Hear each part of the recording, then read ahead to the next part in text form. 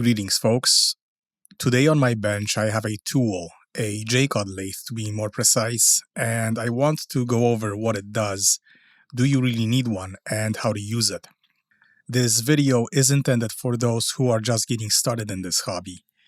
Also, I do not know the correct names for all the parts, as I don't have any documentation for this tool, and there isn't much to be found online. So let's talk about what this is. Well, it's a hand-driven lathe meant strictly for very specific pivot work. Its primary use is for polishing pivots. The less resistance a wheel train has on it, the better the watch will run, with higher amplitudes as compared to those where the pivots are in a rough condition. And even with lubrication, a rough surface will encounter more resistance in the movement of the pivot inside its jewel. It can also be used for reducing pivot size, either in length or thickness. Often, especially when fitting a New Balance staff, we'll find that the pivot is slightly too long and has to be reduced by a tiny fraction of a millimeter. What this tool isn't is a type of lathe one would use for making new pivots, or new stems, new jewel settings, or new wheels. These things often pop up on eBay, but beware the prices. Some sellers go way overboard. Do you really need one? Well, that depends on what kind of work you do. If you're just starting out and you disassemble, clean, and reassemble movements, then probably not. However, if you work on these older pocket watches and you want them to keep respectable time, then this tool is a must, as a lot of these watches, over their long lifespans, have worn-out pivots which need to be polished, or as mentioned earlier, when you run into length issues during staff replacement. The silica bag, by the way, was not included. Do not buy something like this thinking you can assemble a full set piece by piece. These were made by many different manufacturers, and finding matching pieces would be a nightmare, and it would cost you far more than just buying a full set.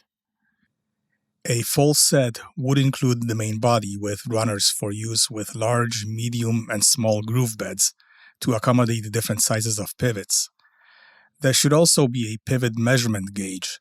In this little bottle, I just keep extra pins of various sizes to help with driving differently sized wheels. The bows are often missing, but that's okay. I made these out of coat hangers and some fishing line. Going back to the runners, they have two very different ends. All three runners will have grooved beds for filing down and burnishing the pivot, but only the small and medium-sized runners will have lanterns, which are used for reducing pivot length, as well as rounding off the pivot ends should they be required to be round, not flat. These lanterns also have caps on them since they are very thin and fragile. If you bump one or drop it, they break off very easily, so they have some extra protection. You will also need a file/burnisher. The quality ones are not cheap. They are double-ended, where one end is rough and the opposite end is smooth.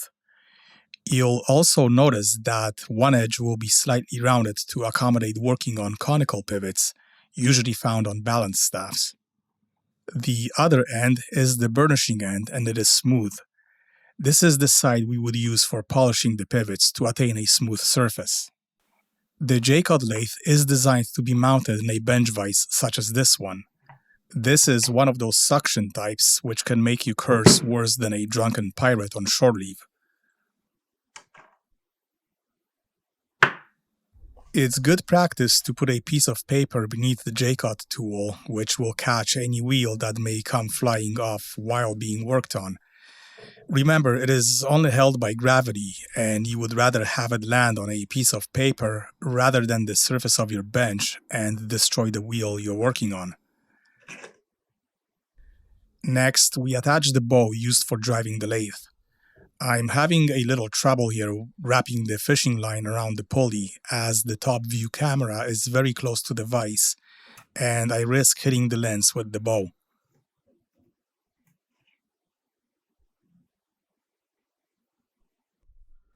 Now let's go through a collection of wheels from watches I've fixed before, and find us a suitable candidate to demonstrate on.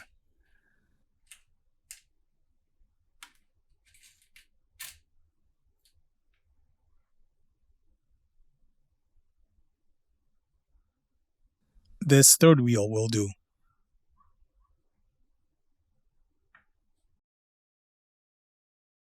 As we can see under the microscope, they are not in their best condition. We measured the size of the pivots with the included gauge. The scale on this gauge is in the hundredths of a millimeter. This one is about a quarter of a millimeter thick. To be honest, I'm not a fan of these gauges as they can damage the pivot if one is not careful. I'd rather use a dedicated pivot gauge, but guess what? I don't have one. You can also use a micrometer. Next, we choose a groove which is at least a size smaller than the actual pivots, so you don't bottom out on the groove bed, but rather right the top of the pivot itself. The wheel is then mounted on the groove of the burnishing bed and held from the other end where the pulley is attached. The shoulder of the pivot must be pressed against the edge of the groove bed so that your burnisher only makes contact with the pivot. Next, using the burnishing end of our file, we move our hands in opposite directions and we begin the polishing process. Again, I want to stress that you want to keep your file perfectly horizontal at 90 degrees so that you're just riding the surface of the pivot.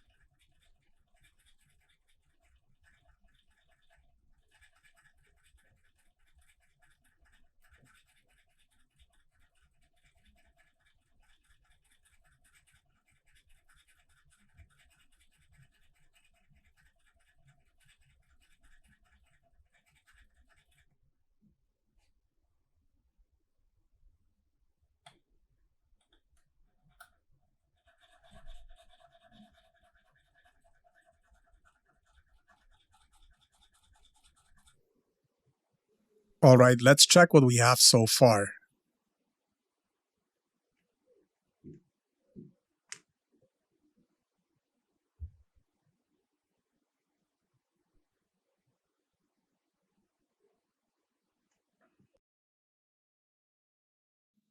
And this pivot looks really good.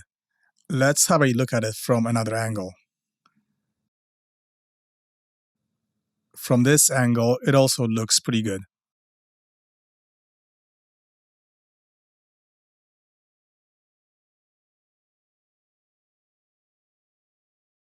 Now let's focus on the top pivot.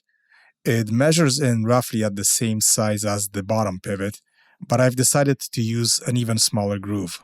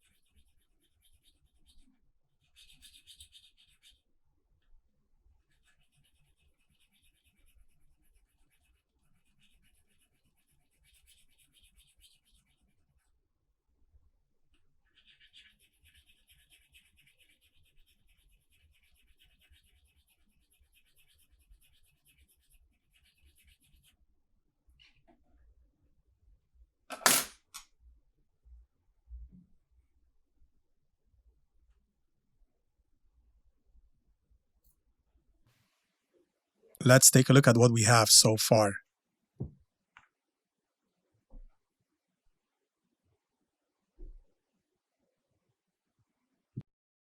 Still needs quite a bit of work.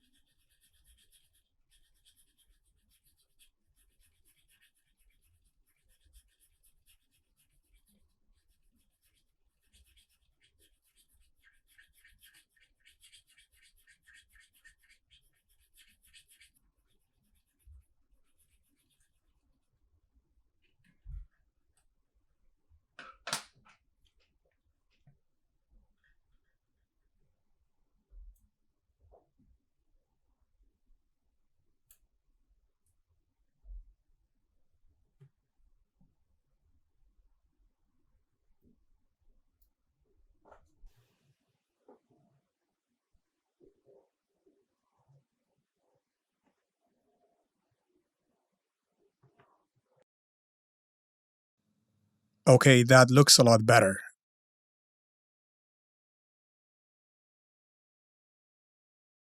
Let's again look at both pivots.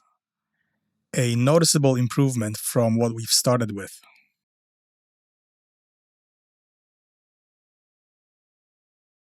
In order to demonstrate the filing process, I've chosen this fourth wheel with some serious imperfections on the bottom pivot. You see that rusty ring? Let's file this down and then polish it.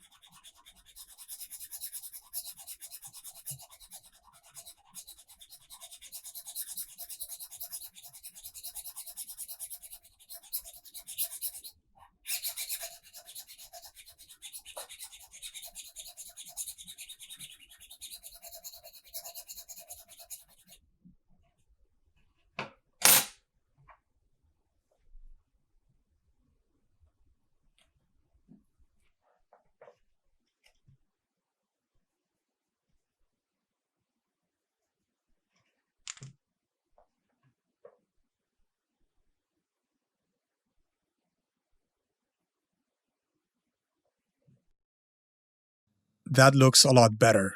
Now we're ready to polish the pivot.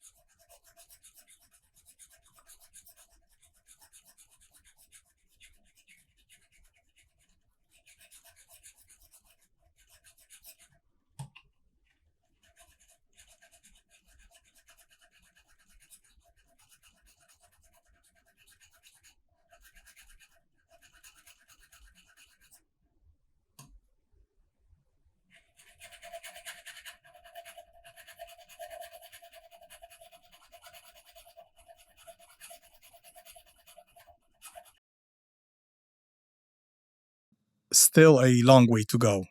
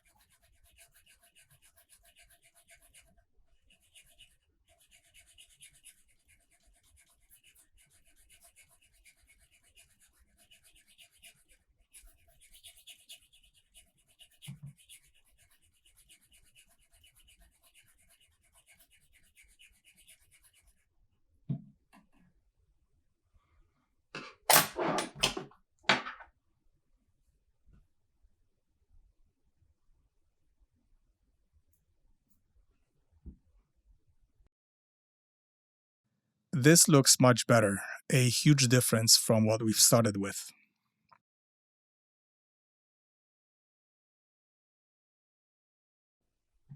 To wrap this up, let's round off the bottom of this pivot. This is where we switch from a groove bed to a lantern with a hole size that matches the size of our pivot.